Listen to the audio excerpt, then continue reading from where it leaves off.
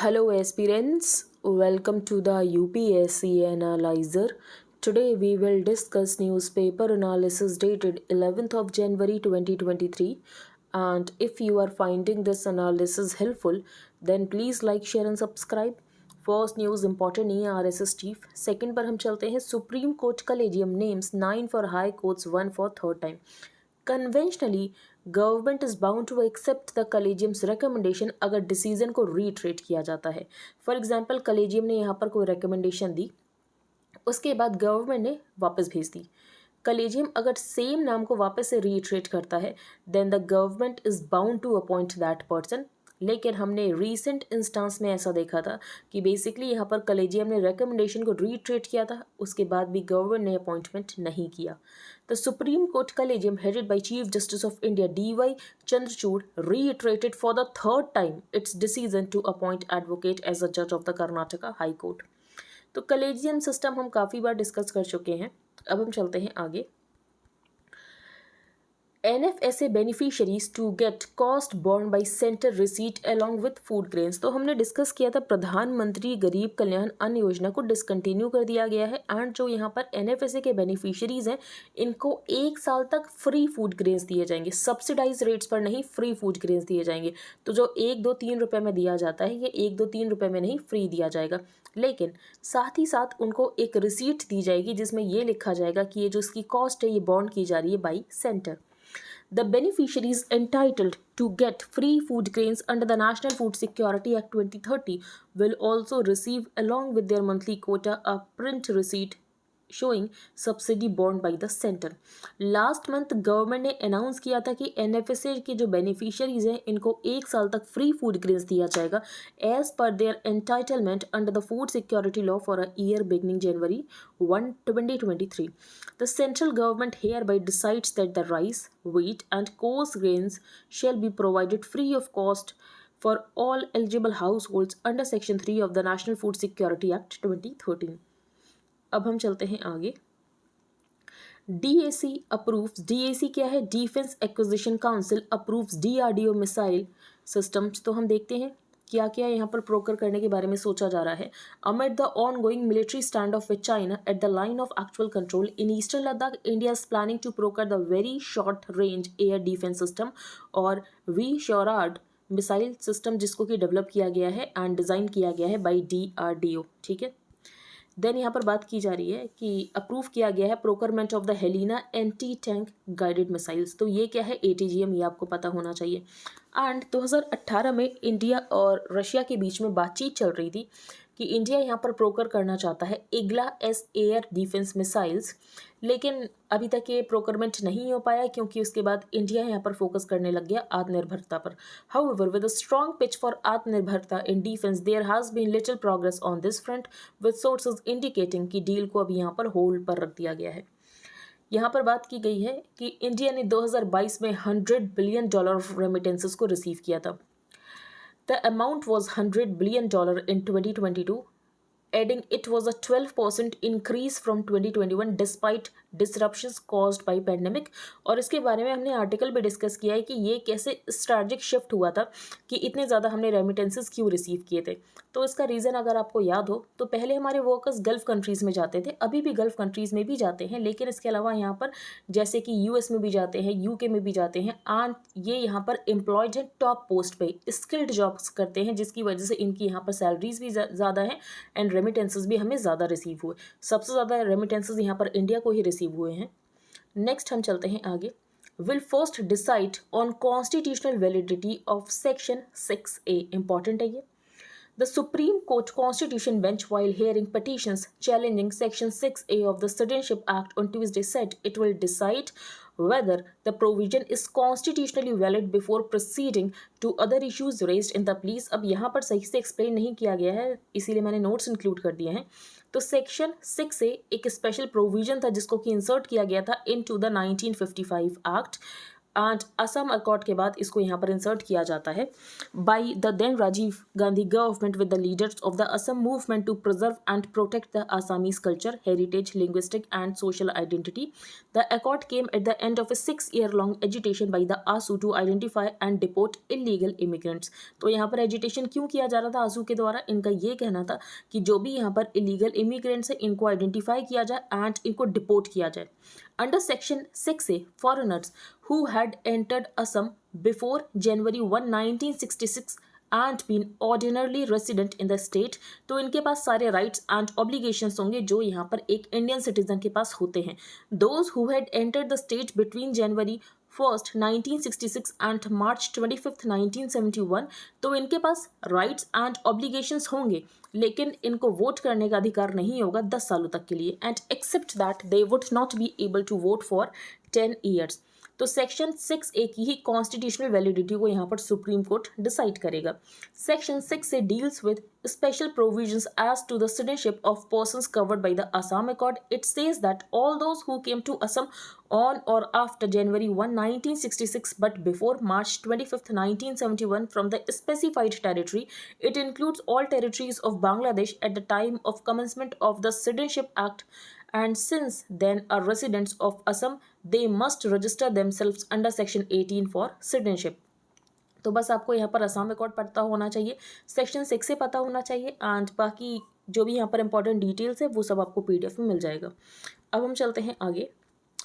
Migrant fruit seller near RBI headquarters. तो यहाँ पर सीबीडीसी की बात की गई है. अभी भी सीबीडीसी के बारे में ज़्यादा क्लैरिटी नहीं है क्योंकि अभी तक इसको पायलट बेसिस पर ही लॉन्च किया गया है. सीबीडीसी क्या है? सीबीडीसी है सेंट्रल बैंक डिजिटल करेंसी जो कि ई रुपी है. तो बेसिकली आप कह सकते हो कि ये यहाँ पर डिजिटल फॉर्म है रुपी का. E rupee is a digital token that will be the equivalent of bank note and इसको इलेक्ट्रॉनिकली ट्रांसफर किया जा सकता है. सीबीडीसी इज लीगल टेंडर जो कि आरबीआई इशू कर रहा है इन लीगल फॉर्म जिसको कि इलेक्ट्रॉनिकली ट्रांसफर किया जा सकता है. According to RBI e rupee will be issued in the same denominations जिन डिनोमिनेशंस में पेपर करेंसी अवेलेबल है. It will be distributed through intermediaries. Users will be able to transact with the e-rupee through a digital wallet offered by the participating banks. E-rupee transactions person to person भी हो सकते हैं, person to merchant भी हो सकते हैं. And RBI भी बहुत तेज़ी से इसको आगे नहीं बढ़ा रहा है क्योंकि यहाँ पर चांसेस है कि हो सकता है कि क्लोनिंग हो जाए. अब हम चलते हैं आगे. द मिसरीडिंग ये हम डिस्कस करते हैं. तो तमिलनाडु में बेसिकली क्या हुआ, जो तमिलनाडु के गवर्नर थे उन्होंने वॉकआउट कर दिया. क्यों कर दिया? तो बेसिकली यहाँ पर गवर्नर एड्रेस कर रहे थे एंड उनको स्पीच दी गई थी. तो कन्वेंशन यही कहता है कि जो आपको स्पीच दी गई है आपको यही बोलनी है, लेकिन उन्होंने अपने अकॉर्डिंग यहाँ पर कुछ पार्ट्स को कट कर दिया. Tamil Nadu governor R N Ravi's decision to omit key parts of the governor's address to the assembly and to leave the house when the chief minister objected to the deviation from the printed text cast unflattering light on his high office. The address prepared by the government for the start of a new session of the house is its statement of intent and convention ये कहता है कि government read it out in full, लेकिन इन्होंने अपने according यहाँ पर कुछ पार्ट्स को कट कर दिया. Governor Ravi chose to skip portions that refer to Tamil leaders including Periyar, former chief minister K. Kamaraj of the Congress. तो इन्होंने अपने अकॉर्डिंग यहाँ पर पार्ट्स को कट कर दिया एंड उसके बाद यहाँ पर रेजोल्यूशन लेकर आया गया एंड उसके बाद इन्होंने वॉकआउट कर दिया. He also left out mentions of the Dravidian model of governance and the state government's commitment to maintain communal harmony. Governor Ravi and the Tamil Nadu government, तो इनके बीच में आपको बहुत टाइम से फ्रॉड रिलेशनशिप दिख रही होगी. जैसे कि हमने डिस्कस किया था कि गवर्नर यहाँ पर एसेंट नहीं दे रहे हैं नीट बिल को लेकर. तो ऐसे बहुत सारे बिल्स हैं जो कि पेंडिंग है एंड गवर्नर यहाँ पर एसेंट नहीं दे रहे हैं. The governor has openly disagreed with the state government on several policy issues. He refused to endorse the government's opposition to NEET and has been sitting on more than a dozen bills passed by the assembly. His remark at a function in Raj Bhavan, जहाँ पर उन्होंने ये कहा था कि जो तमिलनाडु है इसका अप्रोप्रिएट नेम तमिज़गम होना चाहिए ना कि तमिलनाडु होना चाहिए. अब बाकी यहाँ पर पॉलिटिकल पार्टीज उनका ये कहना है कि गवर्नर यहाँ पर स्टेट पॉलिटिक्स में इंटरफेयर कर रहे हैं. The implication of the Ravi's suggestion was unsettled that the name Tamil Nadu has a ring of separateness. जैसे कि हमने डिस्कस किया था ना कि नाडु का मीनिंग यहाँ पर कंट्री होता है एंड जिसके बाद यहाँ पर कंट्रोवर्सी स्टार्ट हो गई. The DMK which advocated linguistic nationalism had got the state of Madras renamed as Tamil Nadu. And उसके बाद हम देखें तो तमिल नेशनलिज्म था, लेकिन आज तमिल एक सब नेशनलिज्म है जो कि पूरी तरीके से यहाँ पर पीस में है with the Indian nationalism. Tamil sub nationalism is at peace with Indian nationalism. Unfortunately, his overreach seems to be part of a pattern featuring BJP appointed governors across states, जहां पर नॉन बीजेपी गवर्नमेंट्स जैसे कि आप महाराष्ट्र के example ले सकते थे, Bhagat Singh Koshyari in Maharashtra और Arif Mohammad Khan in Kerala for instance, who are constantly locked in confrontation with the non BJP governments. The union government की कोई डायरेक्ट रिस्पॉन्सिबिलिटी नहीं है जो भी यहाँ पर गवर्नर के एक्शंस होते हैं, बट द करंट डेवलपमेंट्स में एंड अप स्ट्रेंथनिंग। तो तमिलनाडु में हो सकता है कि यहाँ पर जो एंटी सेंटर सेंटीमेंट्स है ये और ज़्यादा स्ट्रेंथन हो जाए। आयरॉनिकली एट अ टाइम जब प्राइम मिनिस्टर स्टेट को रीच आउट करने की कोशिश कर रहे हैं, PM Modi inaugurated a month long Kashi Tamil Sangamam in his constituency in November last year. तो यहाँ पर अटेम्प्ट किया जा रहा है कि बेसिकली यहाँ पर जो नॉर्थ और साउथ के रिलेशन है इसको बिल्ड किया जाए। The programme involve people to people interactions as well as cultural initiatives placing Tamil culture and traditions in a broader pan Indian canvas. तो यहाँ पर बेसिकली ये कहा गया है कि गवर्नर यहाँ पर लेजिस्लेचर को एड्रेस करते हैं एंड कन्वेंशन के अकॉर्डिंग जो उनको स्पीच दी जाती है, जो यहाँ पर गवर्नमेंट उनको प्रिपेयर करके देती है स्पीच, उनको वही बोलनी होती है, लेकिन इन्होंने पार्ट्स अपने अकॉर्डिंग कट कर दिया। फिर तमिलनाडु को लेकर इनका ये कहना है कि तमिलनाडु का यहाँ पर अप्रोप्रिएट नेम तमिज़गम होना चाहिए। तो बेसिकली ये यहाँ पर स्टेट पॉलिटिक्स में इंटरफेयर कर रहे हैं। Lessons from Udupi. तो उडुपी क्यों न्यूज़ में था, अगर आपको पता हो तो यहाँ पर जो हिजाब का पूरा इशू हुआ था वो उडुपी में ही हुआ था। एंड ये देखा गया है कि इस हिजाब के इशू के बाद जो यहाँ पर मुस्लिम विमेन गवर्नमेंट कॉलेजेस में थी तो उन्होंने क्या किया, ये यहाँ पर प्राइवेट कॉलेजेस में शिफ्ट हो गई। अब हर कोई प्राइवेट कॉलेज के एजुकेशन को अफोर्ड तो कर नहीं सकता है, तो यहाँ पर थोड़ा डर है कि कहीं इनरोलमेंट कम ना हो जाए।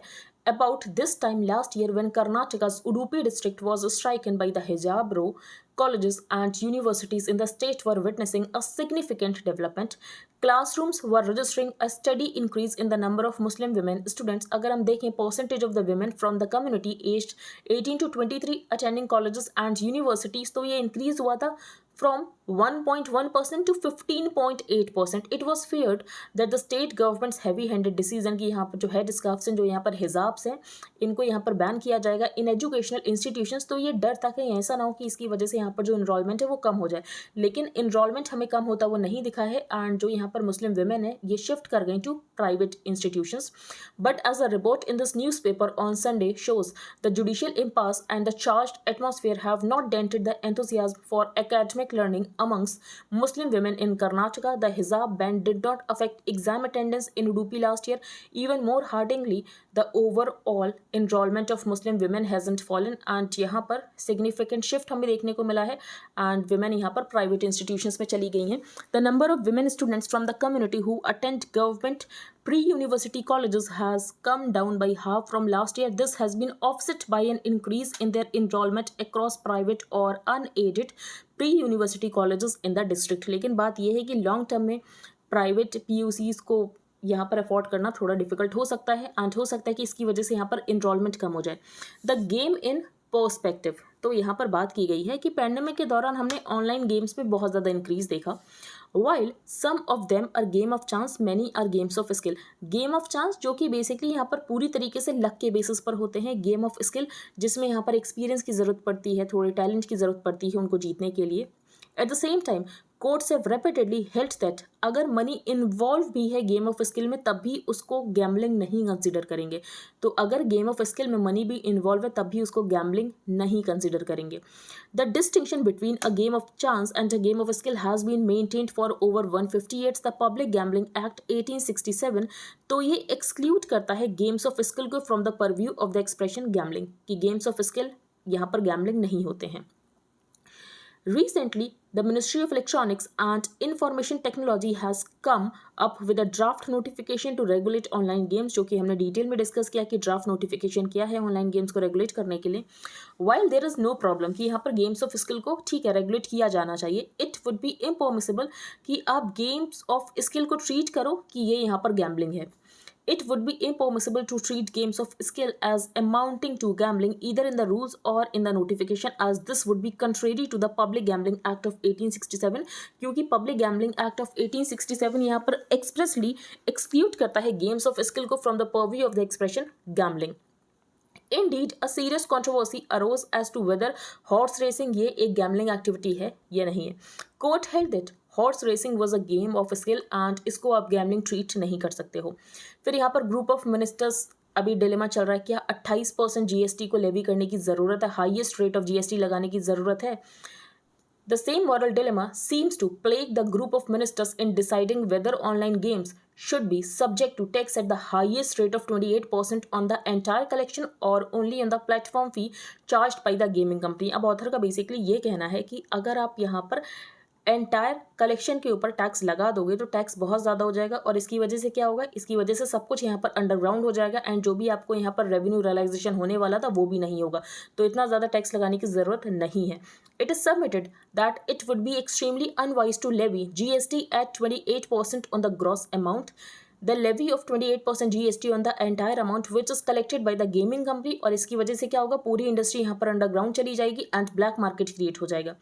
Thirdly, the popularity of online games can't be discounted and no amount of moral sermonizing, जैसे कि आप यहाँ पर ज्ञान दो कि ऑनलाइन गेम्स खराब होते हैं, नहीं खेलने चाहिए, इसकी वजह से ऐसा नहीं होगा कि लोग यहाँ पर ऑनलाइन गेम्स खेलना बंद कर देंगे. And no amount of moral sermonizing is going to prevent people from playing online games.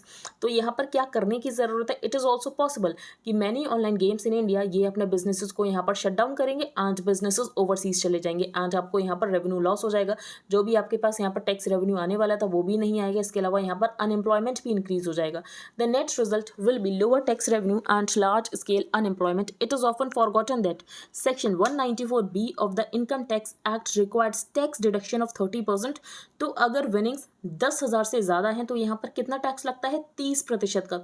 तो ऑथर ने कहा वैसे भी यहाँ पर इतना ज़्यादा टैक्स है तो it is economically unwise to look at online games from a purely GST perspective, और आपको इंडस्ट्री एज अ होल देखने की ज़रूरत है कि ये यहाँ पर एम्प्लॉयमेंट प्रोवाइड करता है, यहाँ पर रेवेन्यू रियलाइजेशन होता है, तो इस तरीके से देखने की ज़रूरत है. नेक्स्ट सुप्रीम धर्मा, ये हम डिस्कस नहीं करेंगे. इंडिया द ब्रिज ये हम डिस्कस करेंगे. तो अभी हमने डिस्कस किया था कुछ टाइम पहले कि जो ग्लोबल साउथ के कंट्रीज़ हैं इनकी वर्चुअल समिट हुई थी. तो इंडिया वॉइस बनना चाहता है ग्लोबल साउथ के, लेकिन ग्लोबल साउथ की वॉइस बनने के लिए आपको ये तो पता होना चाहिए ना कि ग्लोबल साउथ के जो कंट्रीज़ हैं इनका कंसर्न क्या है, और इसीलिए इंडिया ने एक यहाँ पर वर्चुअल समिट की थी ग्लोबल साउथ की कंट्रीज़ की. अब ऑथर का ये कहना है कि हमें क्या करना है, हमें global north and global south को एक दूसरे के अगेंस्ट पिट नहीं करना है, हमें एक ब्रिज बनना है. Is India returning to the post-colonial roots of its foreign policy? The decision to convene a virtual summit of the leaders of the so-called global south or the developing world. अब global south global north, तो global south आप कह सकते हो कौन से countries जो कि अभी डेवलपिंग हैं या तो लीस्ट डेवलप्ड हैं, ग्लोबल नॉर्थ जो कि यहाँ पर डेवलप्ड कंट्रीज हैं. लेकिन उसके बाद भी आप यहाँ पर क्लियर कट डिमार्केशन नहीं कर सकते हो, क्योंकि यहाँ पर जिनको आप जैसे कि आप यूरोपियन यूनियन आप समझते हो कि यहाँ पर यूरोपियन यूनियन जो है ये एक डेवलप्ड वर्ल्ड है, लेकिन इसमें भी आपको बहुत सारे कंट्रीज मिल जाएंगे जो कि यहाँ पर डेवलप्ड नहीं है. Delhi's decision to renew its engagement with the developing world and take up their causes that do not get enough international attention is a welcome move. And India के पास G20 प्रेसिडेंसी है and India voice बनना चाहता है global south की. The summit, however, is not a simple return to the past. After all, the context and the concern 21st century के बहुत different है अगर हम middle of the 20th से compare करें. India and global south यहाँ पर different है. On the face of it, though the global south is a reincarnation of the third world framework. लेकिन आज हम देखें तो ये जो यहाँ पर टर्मिनोलॉजी है first world countries, second world countries, third world countries, ये आज के समय में वैलिड ही नहीं है, क्योंकि यहाँ पर सोवियत यूनियन का डिसइंटीग्रेशन हो गया तो सोवियत यूनियन यहाँ पर कोलैप्स हो गया था. The idea that there were three worlds became obsolete after the collapse of the Soviet Union, क्योंकि यहाँ पर जो सेकंड वर्ल्ड के कंट्रीज थे इन्होंने बाद में कैपिटलिस्ट स्टेट्स को ज्वाइन कर लिया, have become a part of the first world of capitalist states. Many east European countries that were part of the Soviet economic and military sphere of influence आज ये part है European Union के, NATO के. Consider for example China जो कि खुद को developing country कहता है, is today the world's second largest economy. Its military power overshadows many developed states of the north. तो आप ये नहीं कह सकते कि नॉर्थ में यहाँ पर सारी कंट्रीज डेवलप्ड है, साउथ में यहाँ पर सारी ही कंट्रीज डेवलपिंग और अंडर डेवलप्ड है. एंड वैसे भी जो ग्लोबल साउथ ग्लोबल नॉर्थ ये जो यहाँ पर टर्मिनोलॉजी है इसका जोग्राफिकल डिस्टिंक्शन करना थोड़ा डिफिकल्ट है। South Korea which was one of the poorer countries in the world in the middle of the 20th century, आज ये मेंबर है OECD का। एंड OECD यहाँ पर रिच नेशंस क्लब है एंड साउथ कोरिया इसका मेंबर है। OECD क्या है? Organisation of economic cooperation and development. आपको मुझे ये बताना है इंडिया इसका मेंबर है, वैसे इंडिया इसका मेंबर नहीं है लेकिन इंडिया की पार्टनर ज़रूर है। Some of the gulf countries like the United Arab Emirates which were not even independent in the middle of the 20th century, आज इनके पास मासिव अमाउंट ऑफ कैपिटल है and drive economic development in large parts of the middle east, Africa and beyond. Singapore, तो Singapore की जो कि global south का city state है, इसकी जो पर कैपिटा इनकम है ये है $72,000 which puts it among the top tier of the developed nations. Thinking across borders, तो हमें ये समझ आ रहा है दैट कि आपको यहाँ पर super rich elites developing world में भी मिल जाएंगे एंड आपको under developed countries global north में भी मिल जाएंगे। The differentiation within the global south is not limited to the economic domain. G77 की बात की गई। G77 क्या है? A group of 77 countries that came together in the 1960s to alter the terms of economic engagement between the global south and the north. लेकिन इस grouping का ज़्यादा इम्पैक्ट नहीं है एंड ये ग्रुपिंग इंपॉर्टेंट भी नहीं है। The end of the cold war and the collapse of the Soviet union, and उसके बाद हम क्या देखते हैं? उसके बाद हम ये देखते हैं कि यहाँ पर जो नैम के कंट्रीज थे ना, ये भी यहाँ पर कुछ कंट्रीज कैपिटलिस्ट साइड चले गए, कुछ कंट्रीज यहाँ पर सोशलिस्ट साइड चले गए। The decline of NAM was accompanied by the rise of regional institutions, जैसे कि आसियान बनता है, new institutions like APEC, NAFTA that emerged since the 1990s cut across the north south divide. Even more interesting, India आज Quad का भी member है, India आज BRICS का भी मेंबर है। They involve developed and developing countries. तो आज आपको डिस्टिंक्शन नहीं दिखेगा। वन, तो क्या करने की जरूरत है? One, India should avoid that temptation कि हम यहाँ पर एक ब्लॉक बिल्ड कर दे अगेंस्ट द डेवलप्ड नॉर्थ। तो ये करने की जरूरत है, आपको global north and global south को एक दूसरे के अगेंस्ट पिट करने की जरूरत नहीं है, आपको यहाँ पर ब्रिज बनने की जरूरत है। Despite the proclaimed non alignment between the super powers, the NAM by the end of 1970s was proclaiming कि सोवियत यूनियन नेचुरल अलाई है डेवलपिंग वर्ल्ड का। Today, India's focus must be on emerging as a bridge between the developing and developed world. And जो भी problems हैं, तो इन problems को आप बिना कोलैबोरेशन के सॉल्व कर ही नहीं सकते हो। इसके लिए इंटरनेशनल कोऑपरेशन की ज़रूरत है between the developed and the developing countries. Second, जो यहाँ पर चाइना ने किया ये हमें करने की ज़रूरत नहीं। चाइना ने यहाँ पर belt and Road initiative start किया एंड चाइना का ये कहना था कि हम पोस्ट वेस्टर्न ऑर्डर को बिल्ड करेंगे। एंड जो चाइना का बेल्ट एंड रोड इनिशिएटिव, उसकी वजह से आप देखते हो कि कंट्रीज जो हैं ये चाइना से हेट करने लग गए हैं।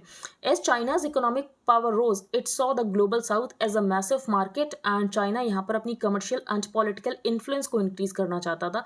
If China's Belt and Road Initiative has been the culmination of this strategy, हम देख रहे हैं कि जो ग्लोबल साउथ के कंट्रीज हैं ये बहुत ज़्यादा बैकलैश प्रोवाइड करते हैं। The growing backlash against it in the global south today underlines the limits of Beijing's approach. यहाँ पर श्रीलंका की कैसी हालत हो गई, पाकिस्तान में भी इकोनॉमिक क्राइसिस चल ही रहा है। अब हम चलते हैं आगे। What is a cold wave? तो कोल्ड वेव कि आपको यहाँ पर बस ये पता होना चाहिए कि कोल्ड वेव की क्या डेफिनेशन है। When the minimum temperature in the plains is 4 degrees or less, तो पहली कंडीशन क्या है? 4 डिग्रीज और लेस, और है बीच में। When the minimum temperature is less than 10 degrees and 4.5 to 6.4 degrees below the normal, तो ये और एंड ज़रा इसको ध्यान से पढ़ना। तो when the minimum temperature in the plains is 4 degrees or less, or when the minimum temperature is less than 10 degrees and 4.5 to 6.4 degrees below the normal। अब यहाँ पर कोल्ड वेव की कंडीशंस क्यों है? तो उसका रीज़न बताया गया कि फॉग यहाँ पर लंबे समय तक रहता है जिसकी वजह से सनलाइट सरफेस तक नहीं पहुँच पाती है एंड रेडिएशन बैलेंस यहाँ पर अफेक्ट होता है। डे टाइम के दौरान कोई भी हीटिंग नहीं होती है एंड नाइट टाइम के दौरान there is the impact of the night and जिसकी वजह से यहाँ पर कोल्ड वेव कंडीशंस हैं। नेक्स्ट है ozone hole filling up now. तो ओजोन होल यहाँ पर फिलअप हो रहा है एंड यहाँ पर 2066 तक जो ओजोन है ये पूरी तरीके से रिपेयर हो जाएगा। The ozone hole once considered to be the gravest danger to planetary life is now expected to be completely repaired by 2066। And जो अंटार्कटिका के ऊपर ओजोन लेयर है इसको यहाँ पर थोड़ा लंबा समय लग सकता है। अब ऑथर ने ये बताया है ये इसीलिए पॉसिबल हो पाया है मॉन्ट्रियल प्रोटोकॉल की वजह से, जिसमें ओजोन डिप्लीटिंग सब्सटेंसेस को यहाँ पर रिमूव करने की बात की गई थी। अब ओजोन डिप्लीटिंग सब्सटेंसेस को रिमूव करना आसान है क्योंकि आपको इनके ऑल्टरनेटिव्स मिल जाएंगे। अब ऑल्टरनेटिव्स हैं, भले ही कॉस्टली हैं लेकिन ऑल्टरनेटिव्स हैं। लेकिन क्लाइमेट चेंज से फाइट करना थोड़ा डिफिकल्ट है। क्यों? क्योंकि हर जगह से कार्बन एमिशन हो रहा है, मीथेन एमिशंस हो रहा है, तो क्लाइमेट चेंज से फाइट करना इतना आसान नहीं है। The ozone hole once considered to be the gravest danger to planetary life is now expected कि ये कंप्लीटली रिपेयर हो जाएगा by 2066। A scientific assessment has suggested, in fact, it is only the ozone layer over Antarctica जिसको यहाँ पर लंबा समय लगने वाला है। बाकी की जो ओजोन लेयर है ये सही हो जाएगी 2040 तक। A UN-backed scientific panel has reported. The recovery of ozone layer has been made possible by the successful elimination of some harmful industrial chemicals जिनको कि ozone depleting substances कहते हैं, and इसके लिए आया था Montreal Protocol. The assessment has reported that nearly 99% of the substances जो कि बैन किए गए थे Montreal Protocol के द्वारा ये अब एलिमिनेट हो चुके हैं फ्रॉम यूज, एंड इसकी वजह से ही ओजोन लेयर की यहाँ पर रिकवरी हो पाई है। Damage to the ozone layer, तो इसको 1980s में नोट किया गया था कि ओजोन लेयर को डैमेज हो रहा है। एंड ओजोन लेयर यहाँ पर क्यों इंपॉर्टेंट है? It is critical for planetary life क्योंकि ये एब्जॉर्व करती है ultraviolet rays coming from the sun, and UV rays की वजह से स्किन कैंसर होता है एंड और भी बहुत सारे डिजीजेस एंड डिफॉर्मिटीज़ होती हैं इन प्लांट्स एंड एनिमल्स। जिसको यहाँ पर होल हम रेफर कर रहे हैं ये एक्चुअली होल नहीं है, जो ओजोन मॉलिक्यूल्स का कंसंट्रेशन है ये यहाँ पर कम हो गया था। Even in the normal state ozone is present in extremely low concentrations in the stratosphere, लेकिन जहाँ पर लेयर बहुत ज़्यादा थिकेस्ट होनी चाहिए थी वहाँ पर बहुत कम मॉलिक्यूल्स बचे थे, फ्यू मॉलिक्यूल्स बचे थे, एंड इसको ही यहाँ पर ओजोन होल रेफर किया जाता है। In the 1980s scientist began to notice a sharp drop in the concentration of ozone, तो यहाँ पर जो ओजोन की कॉन्सेंट्रेशन है ये कम हो गई थी एंड इसी को ओजोन होल रेफर किया जाता है। This drop was much more pronounced over the South Pole, and इसको फिर लिंक किया गया कि साउथ पोल में यहाँ पर ज़्यादा क्यों है, तो इसकी कुछ meteorological conditions, for example temperature, pressure, wind speed and direction that prevail over Antarctica. The ozone whole over Antarctica is the biggest during the months of September, October and November. By the middle of 1980s scientist ने figure out कर लिया कि chief cause क्या है ozone depletion का, and ये यहाँ पर कुछ इंडस्ट्रियल केमिकल्स थे जिसमें कि क्लोरीन, ब्रोमीन एंड फ्लोरीन था, जिसकी वजह से यहाँ पर ओजोन डिप्लीशन हो रहा था। The most common of these were the chlorofluorocarbons और CFCs, जिसको कि यूज़ किया जाता है in the air conditioning, refrigeration, paints and furniture industries. And उसके बाद आता है मॉन्ट्रियल प्रोटोकॉल। मॉन्ट्रियल प्रोटोकॉल का इम्प्लीमेंटेशन होता है, ये जो ओजोन डिप्लीटिंग सब्सटेंसेज होते हैं इनको खत्म करने की कोशिश की जाती है, एंड ओजोन अब रिपेयर हो रही है, हमें रिजल्ट भी दिख रहा है। The elimination of ozone depleting substances has an important climate change benefit as well. These substances, इसमें से कुछ सब्सटेंसेज यहाँ पर पावरफुल ग्रीन हाउस गैस भी है। आज आपने किगाली अमेंडमेंट भी पढ़ा होगा। किगाली अमेंडमेंट क्यों किया गया था? In fact it was with this climate change objective in mind that the Montreal protocol को 2016 में अमेंड किया गया था to extend its mandate over hydrofluorocarbons और HFCs, जिसने कि रिप्लेस किया था CFCs को। लेकिन बाद में पता चला कि जो HFCs है ये यहाँ पर ग्रीन हाउस गैस है, इसकी वजह से क्लाइमेट चेंज होता है। HFCs do not cause much damage to the ozone layer, लेकिन ये ग्रीन हाउस गैस है एंड इसकी वजह से होता है climate change. The reason they were not originally banned but are very powerful green house gases. फिर किगाली अमेंडमेंट होता है मॉन्ट्रियल प्रोटोकॉल में, जो कि ये कहता है कि 80 से 90% तक HFCs को यहाँ पर एलिमिनेट किया जाएगा by the year 2050। This is expected to prevent another 0.3 to 0.5 degree Celsius of global warming by the turn of the century. तो बेसिकली ये कहा गया कि ओजोन डिप्लीटिंग सब्सटेंसेस को यहाँ पर रिमूव करने की बात की, एंड उसके बाद ये कहा गया कि यहाँ पर HFCs को यूज़ किया जाएगा CFCs की जगह। लेकिन बाद में ये रियलाइज़ हुआ कि HFC से ओजोन तो डिप्लीट नहीं हो रही है, लेकिन ये ग्रीन हाउस गैस है एंड इसकी वजह से यहाँ पर क्लाइमेट चेंज हो रहा है। फिर यहाँ पर किगाली अमेंडमेंट होता है टू द मॉन्ट्रियल प्रोटोकॉल, जो कि ये कहता है कि हमें एलिमिनेट करना है 80 to 90% of the HFCs currently in use by the year 2050। President for climate action. अब ऑथर ने ये कहा है कि कार्बन एमिशंस, मीथेन एमिशंस, इसको कम करना बहुत डिफिकल्ट है। However, the parallels of elimination of ODS with greenhouse gases are limited. The use of ozone depleting substances, though extensive, was restricted to some specific industries, और इसका alternative आपके पास था, भले ही ज़्यादा कॉस्ट थी लेकिन आपके पास ऑल्टरनेटिव था। The case of fossil fuels ये बहुत डिफरेंट है। कार्बन डाइऑक्साइड का यहाँ पर एमिशन होता है जब आप एनर्जी को हार्नेस करते हो। यहाँ तक कि अगर आप रिन्यूएबल एनर्जी की भी बात करते हो तो इसका भी कार्बन फुटप्रिंट है, क्योंकि जो भी यहाँ पर मैन्युफैक्चरिंग होती है, ट्रांसपोर्ट होता है, तो यहाँ पर तो आप फॉसिल फ्यूल्स का यूज़ कर रहे हो ना।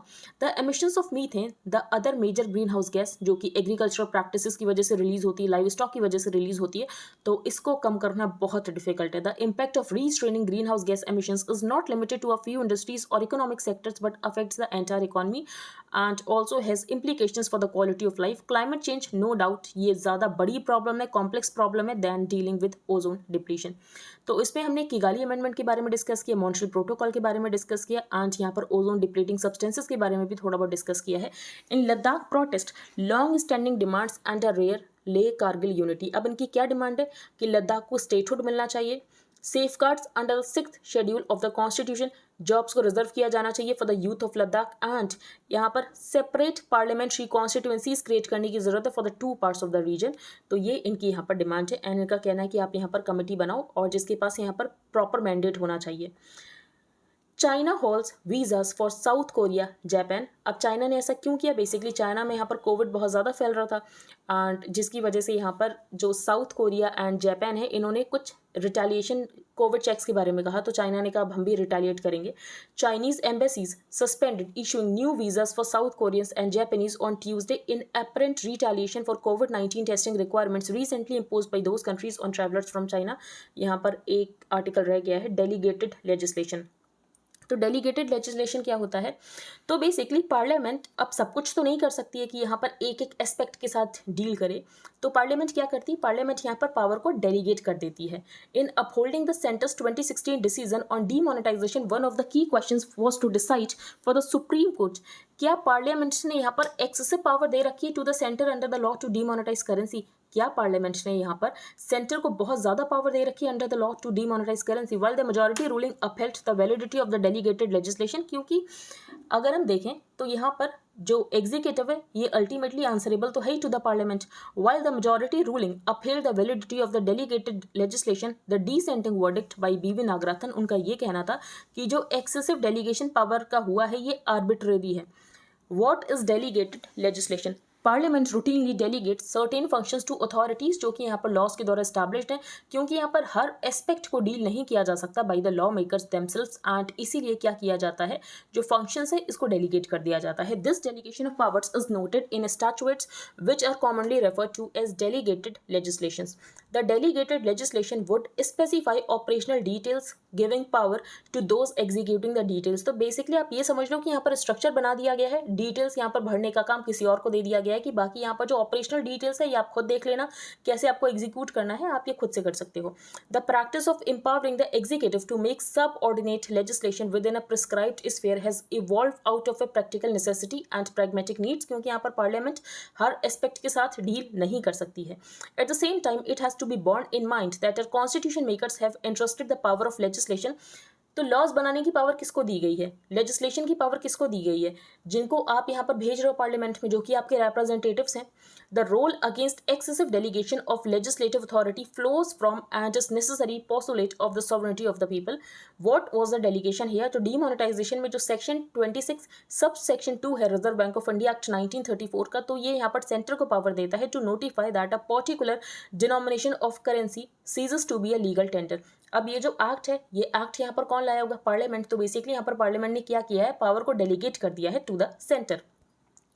अब पावर को जब सेंटर को डेलीगेट किया गया है तो इसमें यहाँ पर साफ साफ लिखा है कि यहाँ पर कौन रेकमेंड करेगा? तो यहाँ पर सेंट्रल बोर्ड रेकमेंड करेगा डीमोनेटाइजेशन के लिए. एंड जो 2016 में डीमोनेटाइजेशन हुआ था इसको यहाँ पर सेंट्रल बोर्ड ने तो रेकमेंड नहीं किया था, पहले तो यहाँ पर गवर्नमेंट ने एडवाइस किया था, उसके बाद यहाँ पर सेंट्रल बोर्ड ऑफ आरबीआई की रिकमेंडेशन आती है. तो यहाँ पर यही कंडीशन फुलफिल नहीं हुई तो यहाँ पर पावर कैसे डेलीगेट हो गई? ये यहाँ पर डिसेंडिंग जजमेंट का कहना था.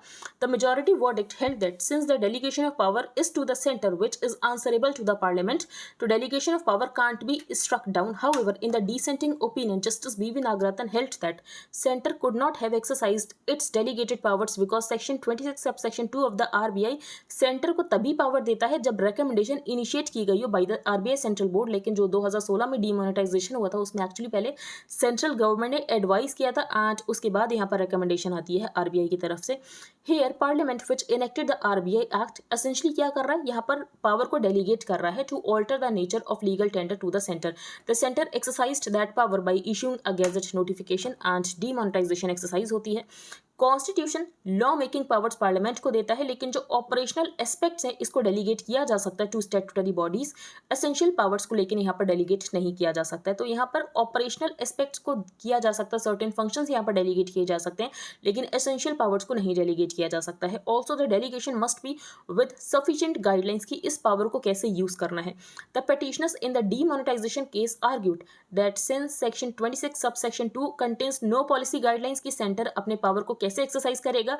तो ये जो सेक्शन है ये यहाँ पर आर्बिट्ररी है एंड इसीलिए अनकॉन्स्टिट्यूशनल है एंड इसको यहाँ पर हटाने की ज़रूरत है, लेकिन मेजॉरिटी जजमेंट का ये कहना है कि ये पूरी तरीके से यहाँ पर वैलिड है। अब हम चलते हैं आगे। Bitter fighting as Russia ups assault in eastern Ukraine. तो कल हमने बाखमुत डिस्कस कर लिया था। बाखमुत कहाँ पर है? यहाँ पर एक ग्रुप मेंशन है जिसका नाम है वैगनर ग्रुप। अब वैगनर ग्रुप क्या है? बेसिकली ये यहाँ पर एक मर्सनरी ग्रुप है जो कि पैसों के लिए लड़ता है, that's it.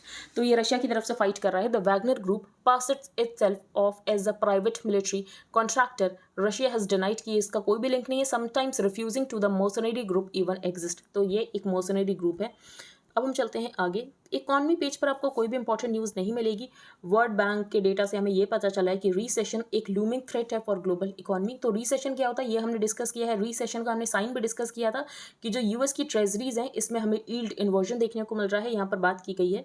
Overseas remittances rose by 12%। तो ये हमने कल भी डिस्कस किया, आज भी डिस्कस किया कि 2022 में इंडिया ने रिसीव किया है $100 बिलियन रेमिटेंसेज। सबसे ज़्यादा रेमिटेंसेज यहाँ पर इंडिया ने रिसीव किए हैं। Go First flight left 55 people behind and ये तो इंपॉर्टेंट नहीं हो सकता एग्जाम के लिए। तो आज की न्यूज़पेपर में इतना ही था जो भी हमने बेसिकली यहाँ पर रीड किया है। अगर आपको इसका हाईलाइटेड पोर्शन चाहिए plus static part related to every topic तो आपको डिटेल में मिलेगा स्टैटिक पार्ट। अगर आपको बाय करना है तो आप बाय कर सकते हो। ये आपको कॉस्ट करेगा 100 रुपीज़ पर मंथ। इसके लिए आपको क्या प्रोसीजर फॉलो करना है? तो सबसे पहले आपको अपने टेलीग्राम अकाउंट का एक यूजर नेम रखना है। Then you have to change your privacy settings. For that आपको सेटिंग्स में जाना है, then privacy and security, then groups and channels who can add me to the group chats. वहाँ पर आपको एवरीबडी चूज करना है। You can pay via UPI to the mentioned UPI ID and then you have to send payment proof along with the telegram user ID to the mentioned email ID। Second program है current affairs mentorship program, जिसमें current affairs को detail में discuss किया जा रहा है। आपको in depth understanding मिलेगी। करंट अफेयर्स को सेवरल सोर्सेज से कवर किया जा रहा है। जो भी आपको यहाँ पर सोर्सेज दिख रहे हैं इन सारे सोर्सेज से करंट अफेयर्स को कवर किया जा रहा है जो भी रेलेवेंट है UPSC के लिए। आपको लेक्चर्स मिलेंगे ऑन एवरीडे बेसिस, आपको डेली PDFs मिलेंगे, आपको डेली क्विजेस मिलेंगे, पर्सनल डाउट क्लियरिंग सेशंस होंगे। जो स्टैटिक पार्ट करंट अफेयर से रिलेटेड होगा इसको डिटेल में डिस्कस किया जाएगा एंड ये सीरीज आपको प्रीलिम्स के लिए भी यूजफुल रहेगी एंड आपके मेंस के लिए भी यूजफुल रहेगी। इसका प्राइस है 2000 रुपीज़ पर मंथ एंड अगर आप इंटरेस्टेड हो then you can make payment via UPI to the mentioned UPI ID and then you have to send your name, email ID, Telegram ID, proof of payment to the mentioned email ID। Wait for some time to get added to the premium group जहां पर आपको daily link मिलेंगे for the videos. अब हम एक बार revise कर लेते हैं। तो फर्स्ट पेज पर हमने डिस्कस किया कि कन्वेंशनली जो गवर्नमेंट है ये बाउंड है टू एक्सेप्ट द कॉलेजियम्स रिकमेंडेशन अगर डिसीजन को रीट्रेट किया जाता है। देन हम चलते हैं आगे। यहाँ पर हमने डिस्कस किया हेलेना के बारे में। हेलेना क्या है? हेलेना है ATGM anti tank guided missiles. Then हमने यहाँ पर डिस्कस किया कि यहाँ पर डिसाइड किया गया कि प्रोकर किया जाएगा very short range air defence system जिसको कि यहाँ पर डिज़ाइन एंड डेवलप किया गया है बाय द DRDO। नेक्स्ट यहाँ पर हमने सेक्शन 6 से डिस्कस किया। तो सेक्शन 6 से क्या है? Under Section 6A, foreigners who had entered Assam before January 1, 1966 and been ordinarily resident in the state, तो उनको सारे rights and obligations मिलेंगे of Indian citizens जो यहाँ पर enter हुए हैं on between January 1st, 1966 and March 25, 1971। तो उनको सारे राइट्स एंड ऑब्लिगेशंस मिलेंगे लेकिन इनको 10 साल तक वोट करने का अधिकार नहीं होगा। तो जो यहाँ पर सेक्शन 6A है इसको यहाँ पर चैलेंज किया गया है। काफ़ी बार न्यूज़ में रहेगा, हम डिस्कस करेंगे। यहाँ पर CBDC के बारे में बताया गया। CBDC ई-रुपी है, सेंट्रल बैंक डिजिटल करेंसी। तो बेसिकली ये यहाँ पर रुपी का डिजिटल फॉर्म है। द गेम इन पर्सपेक्टिव, तो यहाँ पर बेसिकली ऑथर का ये कहना है कि सबसे पहले यहाँ पर game of skill end game of chance में इसमें बताया गया कि game of skill end game of chance पे क्या डिफरेंस होता है वो हमने डिस्कस किया। देन हमने पब्लिक गैम्बलिंग एक्ट ऑफ 1867 जो कि यहाँ पर एक्सक्लूड करता है गेम्स ऑफ स्किल को from the purview of the expression gambling. And author का ये कहना है कि आपको यहाँ पर 28% GST लगाने की बिल्कुल भी जरूरत नहीं है। अगर आपने 28% GST लगाया तो बेसिकली यहाँ पर जो इंडस्ट्री है ये पूरी ब्लैक तरीके से अंडरग्राउंड काम करने लग जाएगी एंड जिसकी वजह से आपको यहाँ पर रेवेन्यू रियलाइजेशन भी नहीं होगा। तो ये आपको करने की जरूरत नहीं है एंड इसकी वजह से यहाँ पर ब्लैक मार्केट क्रिएट हो जाएगा। देन हमने डिस्कस किया द मिस रीडिंग। तो तमिलनाडु में क्या चल रहा है? तो यहाँ पर गवर्नर ने वॉकआउट कर लिया। इनको यहाँ पर स्पीच दी गई थी एंड स्पीच में से इन्होंने खुद से कुछ पार्ट्स को कट कर दिया जो कि इनको नहीं करना चाहिए था एंड बाकी ये स्टेट पॉलिटिक्स में बहुत ज़्यादा इंटरफेयर कर रहे हैं। उडुपी हिजाब इशू ये हम डिस्कस कर चुके हैं पहले ही। इंडिया द ब्रिज, तो ऑथर का बेसिकली ये कहना है कि इंडिया को पिच करने की ज़रूरत नहीं है, global north and global south तो एक दूसरे के अगेंस्ट, इंडिया को यहाँ पर ब्रिज बनने की ज़रूरत है। देन हमने यहाँ पर कोल्ड वेव डिस्कस किया। कोल्ड वेव की क्या कंडीशन है? When the minimum temperature in the plains is 4 degree or less, और when the minimum temperature is less than 10 degrees and 4.5 to 6.4 degrees below the normal. Then हमने discuss किया कि जो ozone hole है ये यहाँ पर फिलअप हो रहा है एंड 2066 तक ये पूरी तरीके से फिलअप हो जाएगा, 1980 के लेवल पर पहुंच जाएगा। The ozone hole, once considered to be the gravest danger to planetary life, is now expected to be completely repaired by 2066, and in fact it is only the ozone layer over Antarctica जिसको कि यहाँ पर लंबा समय लगने वाला है। Over the rest of the world the ozone layer is expected to be back, जहाँ पर ये था in 1980 by 2040 itself। फिर यहाँ पर ऑथर ने मॉन्ट्रियल प्रोटोकॉल के बारे में बताया कि ओजोन डिप्लीटिंग सब्सटेंसेस को रिमूव किया गया, लेकिन ओजोन डिप्लीटिंग सब्सटेंसेस को रिमूव करना आसान था, इसके ऑल्टरनेटिव थे आपके पास, एंड इसको सिर्फ यहाँ पर स्पेसिफिक सेक्टर में ही यूज़ किया जा रहा था। लेकिन क्लाइमेट चेंज से फाइट करना डिफिकल्ट है, कार्बन एमिशंस को कम करना डिफिकल्ट है, मीथेन एमिशंस को कम करना डिफिकल्ट है, तो जहाँ पर एग्रीकल्चर लाइव स्टॉक से एमिशन हो रहा है तो ऐसे में एमिशंस को कम करना बहुत डिफिकल्ट है। एंड जो आप यहाँ पर रिन्यूएबल एनर्जी की बात करो बेसिकली उससे भी तो यहाँ पर कार्बन एमिशन हो रहा है। फिर हमने किगाली अमेंडमेंट डिस्कस किया। तो किगाली अमेंडमेंट क्यों था? तो ये आपको पता होना चाहिए कि HFCs ओजोन लेयर को तो यहाँ पर कोई डैमेज नहीं पहुँचाते, लेकिन ये एक पावरफुल ग्रीन हाउस गैसेज हैं। एंड उसके बाद यहाँ पर किगाली अमेंडमेंट होता है। Kigali amendment to the Montreal protocol seeks to eliminate 80 to 90% of the HFCs currently in use by the year 2050, and इसकी वजह से ग्लोबल वार्मिंग भी कम होगी। देन हमने डेलीगेटेड लेजिस्लेशन के बारे में डिस्कस किया। डेलीगेटेड लेजिस्लेशन क्या होता है? तो पार्लियामेंट बेसिकली क्या करता है, कुछ फंक्शंस को डेलीगेट कर देता है to authorities established by law, क्योंकि पार्लियामेंट हर एस्पेक्ट के साथ डील नहीं कर सकता है, इसीलिए पार्लियामेंट क्या करता है, कुछ यहाँ पर फंक्शंस को डेलीगेट कर देता है to authorities established by law, since every aspect can't be dealt directly by the law makers themselves. फिर लद्दाख में क्या डिमांड है? Statehood for Ladakh, safeguards under the 6th schedule of the constitution, reservation of jobs for the youth of Ladakh, and यहाँ पर separate parliamentary constituencies बनाने की जरूरत है for the 2 parts of the region. Then हमने यहाँ पर बागमत रीजन के बारे में देखा एंड वैगनर ग्रुप के बारे में देखा। एंड आई होप आपको सब कुछ क्लियर हो गया हो। अगर आपका कोई भी डाउट हो तो आप टेलीग्राम ग्रुप पर पोस्ट कर सकते हो। If you like the video then please like share and subscribe. Thank you and have a nice day.